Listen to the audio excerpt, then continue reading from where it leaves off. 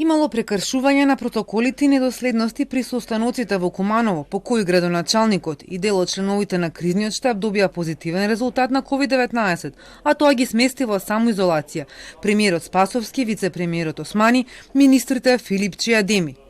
Директорката на инспекторатот не откри кој каде ги направил грешките.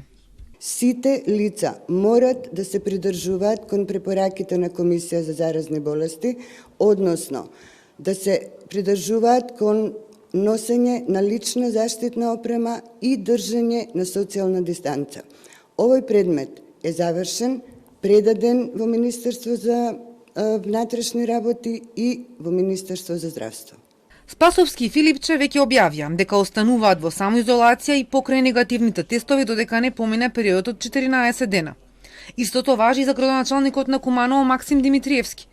Тој денеска во телефонски разговор ни кажа дека ќе ги почитува насоките на епидемиолозите, дека мора да остане дома, откако вчера побара итно укинување на решенијата за самоизолација, затоа што двата теста кои сам иницијативно ги направил на две приватни клиники покажале дека е негативен на COVID-19.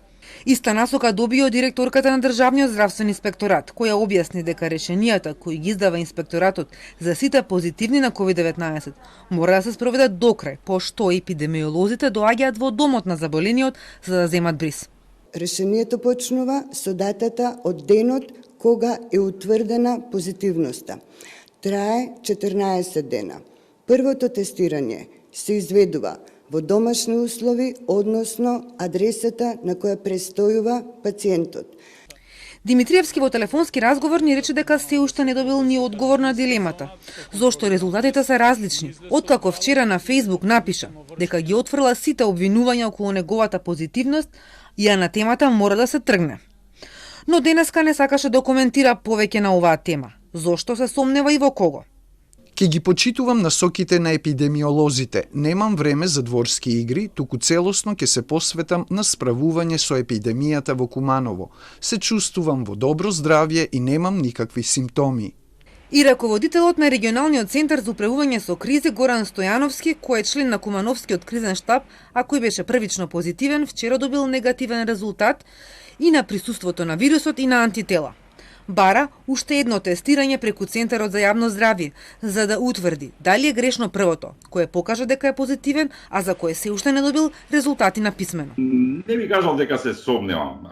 Повеќе би сакал да верувам дека се работи за некаква грешка, можеби замена на брисот или погрешна анализа во секој случај. Кога би рекол дека е тоа намерна грешка, тогаш тоа ќе провоцира сосема друго размислување и кај мене. Затоа пак ќе повторам, не би сакал да се посомневам дека намерите се нешто сосема друго. Во однос на тоа што го напуштил домот за да се тестира, Стојановски вели запазени биле сите процедури. Тестовите биле закажани преку матичен лекар, се најавил на телефонскиот број 192, а до болницата бил однесен со брза помош, за што платил приватно. Директорот на Институтот за јавно здравје во телефонски разговор за Телма уверува дека граѓаните не треба да се сомневаат во резултатите од тестирањето. Мемети вели, имаме врвна лабораторија, стручен кадар, а можноста за грешка е под 1%. За тоа што има некогаш различни резултати, вели дека за исходот од тестирањето зависат повеќе фактори, како тоа кога бил контактот со позитивниот на корона, фазата на инкубација, кој го земал брисот и како го земал.